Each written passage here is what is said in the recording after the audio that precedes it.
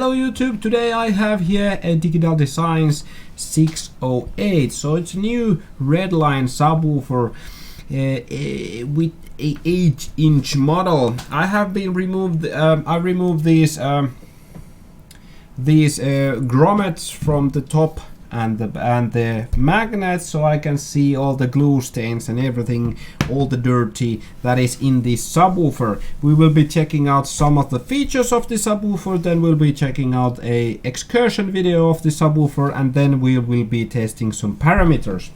So for now I'm just be removing these leads. I'll be using DATS V2 for the parameters. We'll be checking those later on this video.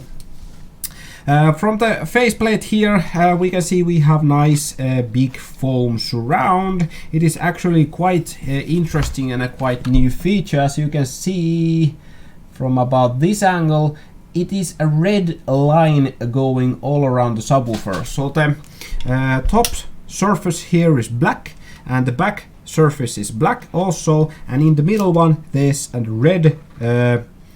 red material in the middle, so it looks quite nice. It's a nice little touch that goes actually all the way through the subwoofer. Now the top surround here is around 21 millimeters thick, 21 millimeters, and the height of the surround is around 20 millimeters. So it's 21 to 20. It's quite soft and nice material here. No rubber too much here. Nice foam surround, and it actually has a red line text underneath here. Also the logo in here is quite nice. It is a matte black finish. Very careful with your fingers because it's gonna leave a greasy finger stains on it. And the nice logo here, it is a quite VIP expensive look of a subwoofer to have this kind of a logo. Really nice, I really like it. So the top surround is connected with a transparent elastic glue. It is just normal glue that people are, perhaps all the subwoofers I've been testing has this kind of glue up in here. So it's just quite normal to use this kind of. Sometimes it's amber, but this is transparent, and I'm just trying to remove some of this. But it's really sticky, and it can hold a lot of force before breaking it in. Let me just test with some fingers here to test if it's the hold on a minute, I'm just putting my fingers. As you can see here, I'm like having all the weight on the surround here, and it does not even tries to break. It does not break. So the glue is really good on the top here. Now back to the frame. We have nice aluminium cast frame with DD logos all around. It is a really nice, good looking frame. It is quite wide frame. As you can see, we have a lot of surrounding here to be to get the bass out of the out from the cone. A nice big holes all around here to have nice big cooling on the voice coil. It is well designed and allows really wide spiders down in here. Now we have a red ring going all around, hence the red line. It is I think this is like a ABS. Yes, it's a like ABS ring all around that raises the spiders a little bit. It has one spider down here, which is quite soft, and I think this has like 2 spiders up in here because it's a little bit tougher on the top side here. And as you can see with the custom frame, it has, oh sorry about that, let's go back in here. It has the spider starts directly underneath this frame here, so it is really well designed, really well put together. Now the glue that has been used to connect the spider onto the frame in here, it is even slightly elastic. It's not that hard like a CA glue or black CA glue or something like this. It's a little bit elastic. So it does not break or it does not scratch, but it is really hard. And I think it's a little bit amber colored. They have glued it underneath here between the ring and on top of here. Even the leads are connected with the same glue. Now this is a good thing because if you have a really hard glue and it goes onto the first spider ring here, it actually can break the spider if it sucks inside the first bump here, and if the subwoofer is moving really fast, really high excursion, it can actually break it. So this is a good thing that they are using a really soft, not really soft, a softer glue than a CA glue. Black CA glue is being used to connect the cone onto the voice coil on top and on the bottom. Yes, it scratches, it is black CA glue. The subwoofer has a 2.5-inch voice coil. It's a copper voice coil from, I think it's a copper voice coil, yes. It might even be an aluminum one, but I think the FS of the subwoofer would be really high if it's not a copper voice coil. So going down from there, we have our leads coming from the voice coil. They are connected in here with 2 zip ties, black and red, colored correctly, and we have quite soft wire here which has a tinned top there. So these are quite nice. It is not that if the PVC is really hard, if it has a PVC coating, it's really hard to bend and it can actually break inside here. But this is a really soft, nice material here. It is quite nice. Now let's go on to the downs here. We have a top plate of around 10 millimeters and the back plate is the same, also the same. We have a 45 millimeter thick magnets here. One is thicker than the other. One is, I think this is probably 25 millimeters and this should be a 20 millimeter magnet. Yes, normal ferrite magnets. Quite heavy top plate on a subwoofer small like this.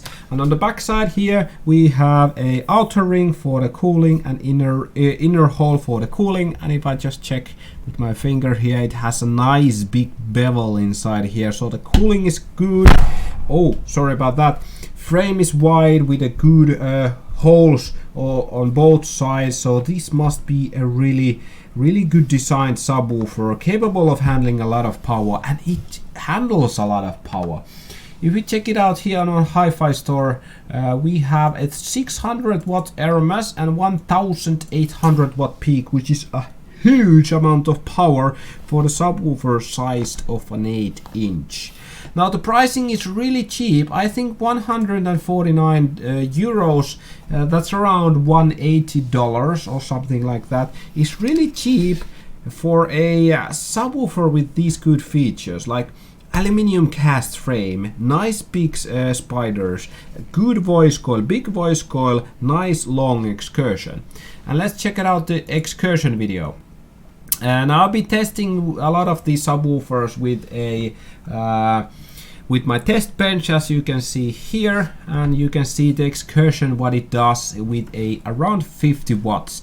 If we can check it out this again, I have, oh sorry about that, pause, I have 25 voltage and 36 hertz, and then I have 2.06 amps. So this is around 50 watt volts, 50 watts about going inside the subwoofer when I'm doing this around 40 millimeter excursion, a little bit, even a little bit longer, but a 8-inch driver with a 40 to 50 millimeter excursion is just huge.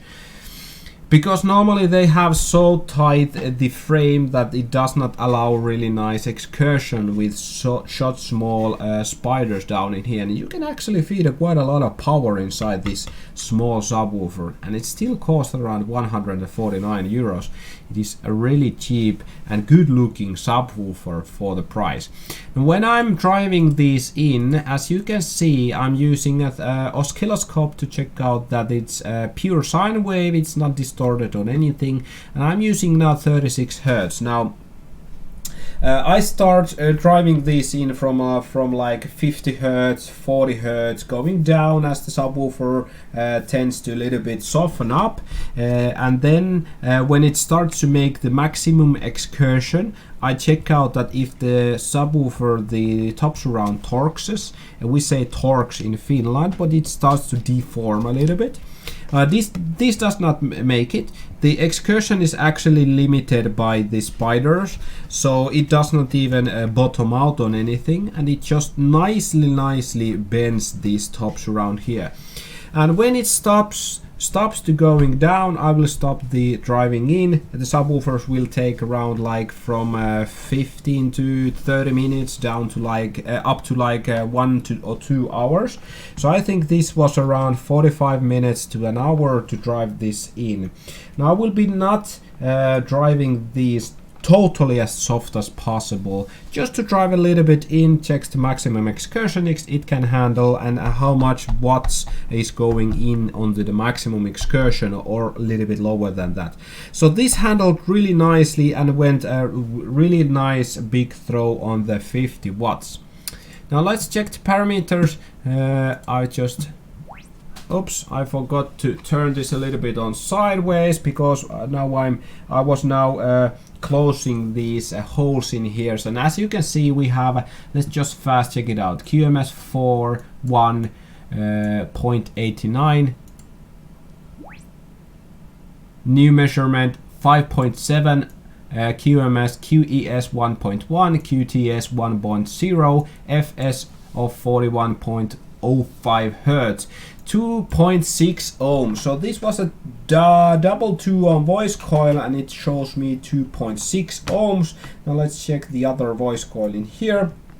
Normally the voice coil can be a little bit over or smaller, depends on the size and how much you can put the coiling windings in it.